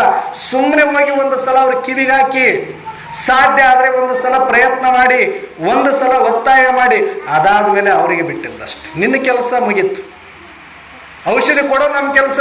ಅದು ಔಷಧಿ ಹತ್ತಬಹುದು, ಬಿಡ್ಬೋದು, ಅದು ನಮ್ಮ ಕೆಲಸ ಅಲ್ವಲ್ಲ. ಅದು ಒಬ್ಬ ತಾಯಿಯಾಗಿ ಗಂಟಲು ದಾಟಿಸ್ಬೋದು, ಒಳಗಡೆ ಹೋಗಿ ಆ ನೋವು ಕಡಿಮೆ ಮಾಡೋ ತಾಕತ್ತು ಯಾವ ತಾಯಿಗೂ ಇಲ್ಲ. ಹೇಗೋ ಹಾಗೆ ಈ ಪರಮಾತ್ಮನ ಸಂದೇಶವನ್ನು ಕೊಡುವುದಷ್ಟೇ ನಮ್ಮ ಕೆಲಸ. ಯಾವ ಆತ್ಮರು ಯಾವ ಸಮಯಕ್ಕೆ ಪರಿವರ್ತನೆ ಮಾಡ್ಕೊಂಡು ಆತ್ಮ ಕಲ್ಯಾಣ ಮಾಡಿಕೊಳ್ಬೇಕು ಅನ್ನೋದು ಅದು ಆಲ್ರೆಡಿ ಪೂರ್ವ ನಿಶ್ಚಿತ ಆಗಿದೆ. ಹಾಗಾಗಿ ನಾವೆಲ್ಲರೂ ಕೂಡ ಆ ಶಿವನ ಕರೆಗೆ ಹೋಗೊಟ್ಟು ಇಲ್ಲಿ ಬಂದು ನಮ್ಮ ಜನ್ಮವನ್ನು ಸಾರ್ಥಕ ಮಾಡಿಕೊಳ್ತಾ ಇದ್ದೀವಿ. ಅದೇ ಥರ ನಾವು ಕೂಡ ಆ ಶರಣರ ಅವತ್ತಿನ ಕಾಲದಲ್ಲೇ ಅವ್ರಿಗೆ ಯಾರು ಸಹಯೋಗ ಕೊಡೋರಿದ್ದಿಲ್ಲ. ಕಾಲಲ್ಲಿ ಆನೆ ಕಾಲಿಗೆ ಹಾಕಿ ತುಳಿಸಿ ಎಳಿಸಿದ್ರು ಅವ್ರನ್ನ, ಕಣ್ಣು ಕಿಚ್ಚಿದ್ರು ಅವ್ರನ್ನ, ಬಂಧಿಸಿದ್ರು ಅವ್ರನ್ನ, ಊರು ಬಿಡಿಸಿದ್ರು ಅವ್ರನ್ನ. ಅಷ್ಟು ನಿಮಗೆ ಯಾರು ಮಾಡೋರು? ಈಗ ಶಿವನ ಬಗ್ಗೆ ಹೇಳಿದ್ದಕ್ಕೆ ತಾನೇ ಅಷ್ಟು ಬಸವಣ್ಣನವರಿಗೆ ಮಾಡಿದ್ದು. ಆದರೆ ಇವತ್ತು ನಿಮಗೆ ಯಾರು ಕೂಡ ಅಷ್ಟು ಮಾಡೋ ಅವಶ್ಯಕತೆ ಇಲ್ಲ. ಅದಕ್ಕಿನ್ನೂ ಸನ್ಮಾನ ಸಿಗ್ತದೆ. ಇವತ್ತು ಯಾರು ದೇವರಾಜ ಅಣ್ಣವರು, ಅವ್ರ ನಿರಹಂಕಾರಿಗಳು ಇದ್ದರೂ ಕೂಡ ನಮ್ಮೆಲ್ಲರ ಮನಸ್ಸಲ್ಲಿ ದೇವರಾಜ ಅಣ್ಣವ್ರ ಬಗ್ಗೆ ಒಂದು ಸನ್ಮಾನ ಇದ್ದೇ ಇರುತ್ತೆ ತಾನೆ. ಅವ್ರು ನಮಗೆಲ್ಲರಿಗೂ ಕರೆದು ಸನ್ಮಾನ ಮಾಡಿದ್ರು ಕೂಡ, ಆದ್ರೆ ಅದಕ್ಕೆ 1000 ಪಟ್ಟ ಸನ್ಮಾನ ಆಶೀರ್ವಾದ ಯಾರು ಹೊಡಿತಾ ಇದ್ದಾರೆ ಸೈಲೆಂಟಾಗಿ? ಯಾರು ಗಂಟು ಕಟ್ಕೊಳ್ತಾ ಇರೋದು? ಅವರು ನೋಡ್ಕೊಂಡು ಕೂಡ್ತಾ ಇದೀವಿ, ಅವ್ರ ಜೇಬು ತುಂಬಿಸ್ತಾ ಇದೀವಿ ಇವತ್ತು ಪುಣ್ಯದ ಫಲವನ್ನ. ಯಾಕಂದ್ರೆ ಒಂದು ಹೆಜ್ಜೆ ಅವ್ರಿಟ್ರು, ಭಗವಂತ 1000 ಹೆಜ್ಜೆ ಸಹಯೋಗ ಅವ್ರಿಗೆ ಕೊಟ್ಟರು. ಇವತ್ತು ನಾವೆಲ್ಲರೂ ಬಂದು ನಿಮಿತ್ತ ಆಗಿದ್ದೀವಿ ಅಷ್ಟೇ. ಶಾಲ್ ನಾವು ತಗೊಂಡಿದ್ದೀವಿ, ಆದ್ರೆ ಪುಣ್ಯ ಅವ್ರದ್ದೇ ಜಾಸ್ತಿ ತಗೊಂಡಿದ್ದಾರೆ.